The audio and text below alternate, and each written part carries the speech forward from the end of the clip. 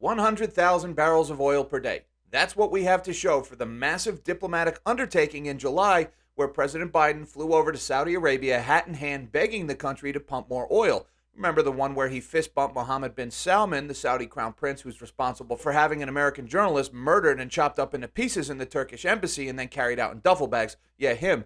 After that trip to Saudi Arabia, where President Biden was hoping the Saudis and OPEC Plus would agree to a 500,000 barrels per day increase in production, all we got is 100,000 barrels of oil per day. What's up, guys? I'm nobody special, and despite White House efforts to spin this as a positive, this is an embarrassment for the Biden administration after sinking all that effort into getting the Saudis to push OPEC for more production increases. All we get is 100,000 barrels of oil per day, and with that, we are going to shrink my big melon of a head. And let's get into some of these articles here. OPEC Plus answers Biden's diplomacy with minuscule output hike. The group will add 100,000 barrels a day of supply in September. That is significantly less than the increases already made in July and August. OPEC responded to months of diplomatic efforts from U.S. President Joe Biden with one of the smallest production increases in its history. Cartel will add 100,000 barrels per day in September, giving tight markets extra supplies at a much slower pace than in recent months, despite pressure from the White House to help cool prices.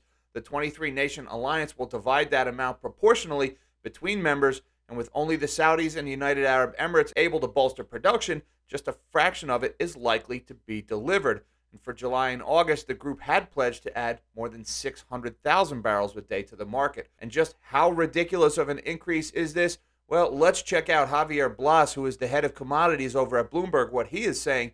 The OPEC Plus increase isn't real either. As most members are already pumping at their maximum capacity, only Saudi Arabia and the UAE can actually increase. If they adhere to their quotas, the 100,000 barrels per day translates to an extra 26,000 barrels per day for Riyadh and 8,000 barrels per day for Abu Dhabi. So what Blas is saying here is this 100,000 barrel per day increase is supposed to be spread across all of the OPEC countries. However, the other OPEC countries have been trying to increase their production and they've been unable to meet those quotas. And the way OPEC works, this increase in production is spread out across all the other countries. So Blas is saying that only Saudi Arabia and Abu Dhabi will be able to increase their production, which means only 34,000 barrels of oil a day in extra production is actually going to materialize from this agreement. And with the United States using 20.6 million barrels of oil per day, that translates to enough oil to satisfy American demand for about 2 minutes and 20 seconds. That's what we have to show for that ridiculous fist bump and that trip to the Middle East. And once again, Blas summarizes this perfectly when he says here, at the current rate, I fear that President Joe Biden consumed more jet fuel traveling on Air Force One to Jeddah than any extra oil barrels OPEC Plus may agree to provide to the market in September. Now, President Biden has been desperate to bring down gasoline prices in the U.S. because they have been absolutely killing his poll numbers, and he's been dumping 1 million barrels of oil per day from the U.S. Strategic Petroleum Reserve. That is America's emergency stockpile of oil meant to buffer our economy against supply disruptions and provide an emergency source of fuel for our military. We have been dumping that oil on the market to the tune of 1 million barrels a day for the unstated purpose of improving Joe Biden's poll numbers. On a side note, I wonder if the Strategic Petroleum Reserve should be forced to register as a super PAC. But I digress. Now, the initial announcement for dumping the SPR was supposed to start on March 31st and last for 180 days. Well, that would only have gotten you to about the end of September. Of course, then in July, the DOE announced that they were going to extend that program by another 20 million barrels of oil so that would get them to about the end of October. Currently, the dumping of the SPR is slated to end on October 21st of this year. Coincidentally, the midterm elections are on November 8th, so I would not be surprised to see another announcement of another 20 million barrels of oil to be dumped on the open market, conveniently timed to get us just beyond the midterm elections. And what does that look like now? Well, this is in Reuters, dated 2 days ago. The U.S. emergency crude stockpile falls to the lowest level in 37 years. The U.S. emergency crude stockpile fell by 4.6 million barrels last week to its lowest level since May of 1985, according to the Department of Energy on Monday. And as you can see from this chart here, that is really the lowest level the SPR has ever been since its inception. You have this initial buildup of supply from the early 1980s through the mid-80s. That was just the initial purchasing. The SPR, since its creation and initial fulfillment, has never been this low.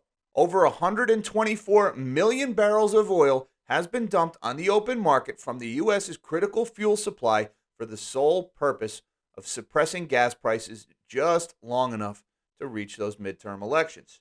So, as you can see, everything we're seeing in oil markets, everything we're seeing in commodity markets right now, it's basically fake. The oil market is being artificially suppressed by the dumping of oil from the Strategic Petroleum Reserve, a million barrels per day. That's almost 5% of U.S. demand every day is just being dumped on the open market. Now, that can't last because we're down to about 470 million barrels in the reserve.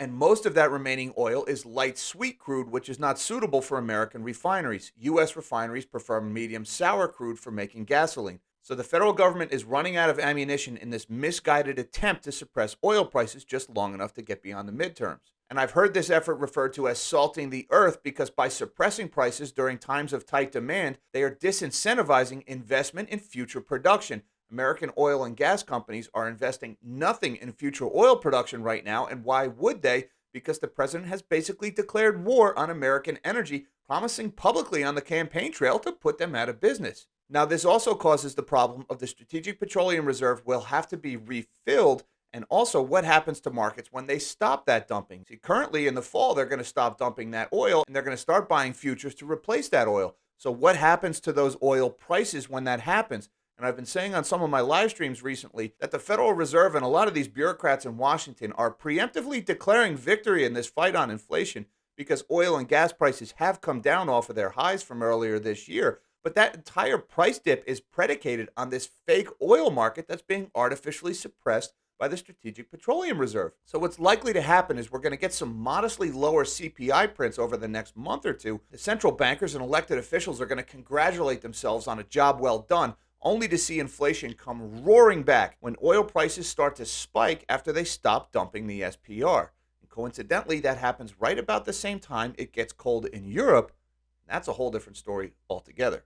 And if you want to know why I think this supposed energy transition is fake, you can check out this video I did about the utter failure of renewable energy in the United States. Until next time, live small and dream big.